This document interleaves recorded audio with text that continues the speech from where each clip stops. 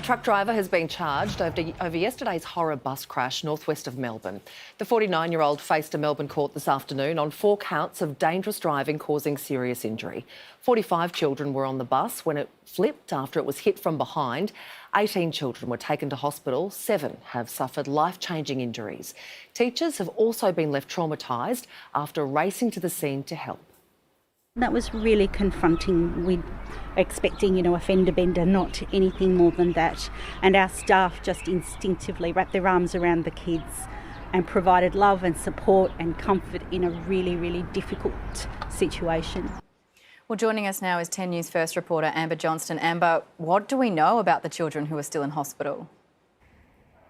Well, Georgie, we know that 7 children were admitted to hospital with a number of traumatic injuries requiring partial or, in one case, a complete amputation. Now, these are complex surgeries, so specialist surgeons had to be transferred from the Royal Melbourne Hospital. There were 4 operating theatres working throughout the night, with more surgeries performed today and more to come in the coming days and weeks. But there is some good news tonight. All 7 children are in a stable condition. Do we know if the children were wearing seatbelts? Yeah, that has been a big question today. We do know that the bus was fitted with seatbelts, but whether all 45 children on board were wearing them, that is another question and something that will no doubt form part of the police investigation. This is just such an awful story, Amber. We're hearing the bus driver did the best he could to avoid this, but do we know how he's going?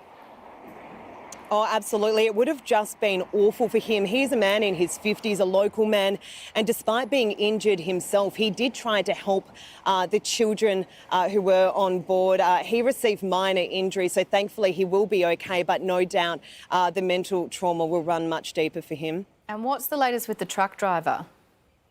Yeah, Jamie Gleeson, he has been charged with 4 counts of dangerous driving causing serious injury. He just appeared in court this afternoon and has been granted bail.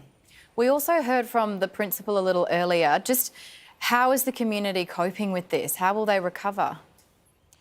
Oh, it never ceases to amaze me how resilient communities like this are. The teachers at the primary school, they have basically dropped tools. They are doing everything they can to support their students and their families. But not just the teachers, the whole community are doing whatever they can to help these families. The hospital here, they are offering free accommodation for the parents of the children that are staying here. And also a GoFundMe has just been set up to help those who've been impacted.